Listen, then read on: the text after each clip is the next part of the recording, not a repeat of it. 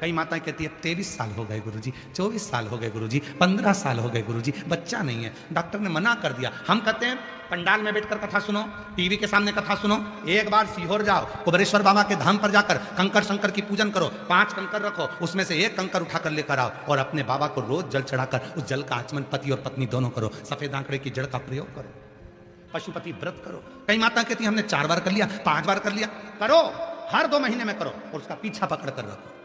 गाय दरवाजे पर आती है, खड़ी होती है, भले तुम रोटी दो मत दो, पर वो तुम्हारे दरवाजे पर जरूर आएगी। जब 15-20 बार आएगी तो एक दिन तुम्हारा भी मन कर जाएगा, रे गाय को रोटी दे ही दो। उसी तरह तुम जब हर बार पशुपति व्रत, सफेद आंकड़े की जड़ का प्रयोग और शंकर जी की कथा सुनते रहोगे तो एक दिन तो मेरा कुबेरेश्वर बाबा तेरी झोली में संतान दे ही देगा, ये निश्चित है। भरोसा प्रबल करो।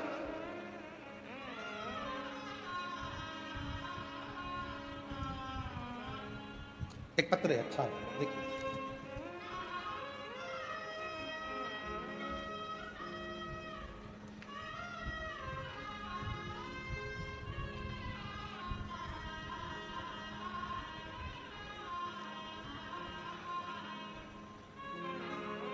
इसमें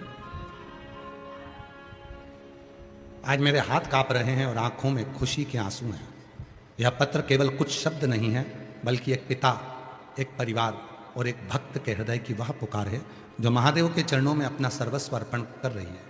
विवाह के कई वर्ष बीत जाने के बाद भी जब हमारे आंगन में किसी नन्हे शिशु की किलकारी नहीं गूंजी तो मन गहरी निराशा से भर गया था।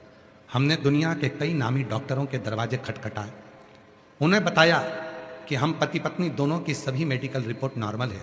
विज्ञान के पास हमारे सूनेपन का कोई जवाब नहीं था। जब हर जगह से आस टूट गई तब हमें माँ ने आपके शिव महापुराण कथा के रूप में नई किरण दिखाई। तब डॉक्टर में हमने पहली बार घर पर कथा सुनना शुरू किया और फिर माँ ने पहली बार दौसा में गिरिराज जी के मंदिर के पंडाल में बैठकर आपकी कथा श्रवण की। सीहोर स्थित कुबेरेश्वर धाम कंकर शंकर की पूजन करी, उसका रुद्राक्ष का जल पीना प्रारंभ करा। गुरुदेव, बाबा उंगली थामने के बाद शादी के कई साल के बाद गर्भ ठहर गया। गर्भ तो ठहर गया, आंकड़े की जड़ का प्रयोग भी करा, पशुपति व्रत भी करा। बाबा 3 महीने के बाद गर्भ ठहर गया, पर 6वां महीना या 7वां महीने के अंतर्गत बच्चे की धड़कन नहीं थी। बच्चा धड़कन नहीं है, श्वास नहीं है। इतने सालों के बाद खुशी आई और धड़कन नहीं। डॉक्टर ने कहा इस बच्चे को निकाल दीजिए। बच्चे को निकलवा दिया गया, फिर आस टूट गई। बड़ी मुश्किल से इतने सालों के बाद तो खुशी आई थी, वो भी चली गई। हिम्मत नहीं आ रही। तब बाबा के विद्याधर नगर में जयपुर में कथा हुई, पहुंच गई उस कथा में और सुना था कि पंडाल की मिट्टी गर्भ पर लगाई जाती है और बाबा से बैठकर प्रार्थना करी जाती है तो झोली जरूर भरता है। विद्याधर नगर के स्टेडियम में बैठकर कथा सुनती। अंदर जाने की परमिशन नहीं मिल रही थी क्योंकि भीड़ बहुत थी। रोड के किनारे डिवाइडर के बीच में बैठ गई, उसी मिट्टी को अपने पेट पर लगाकर कथा सुनती रही, प्रार्थना करी।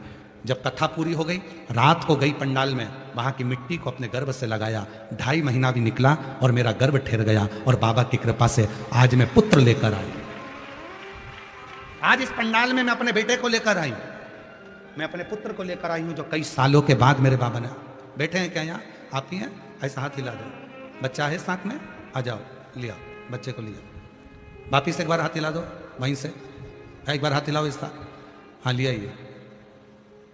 कई सालों के बाद मेरे बाबा ने फिर मेरी झोली भर दी। आज मेरे जीवन की सबसे खुशी का पल है जिसको मैं महसूस कर रही हूं। जीवन एक लाइन अच्छी है, एक लाइन उन्होंने लिखी है, बाबा इस उपकार को हम कभी भी भूल नहीं पाएंगे। आपके द्वारा दिखाए गए इस भक्ति के मार्ग के लिए हम जीवन पर्यंत आपके और प्रभु के ऋणी रहेंगे। और लुटा दिया भंडार काशी वाले, कर दिया माला काशी वाले, जो जैसी भावना वो वैसा ही फल पाया, नहीं खाली उसे लौटाया, वो मन ही मन हर्षाया, और कर दिया माला माल काशी वाले।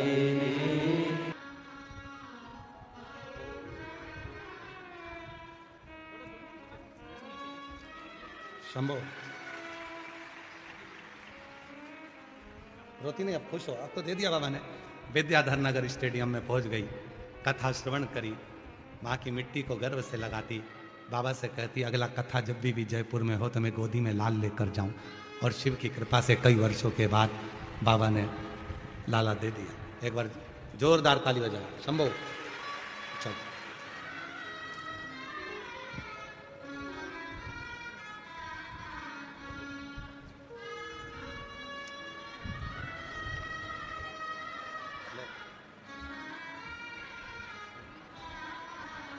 शुरू से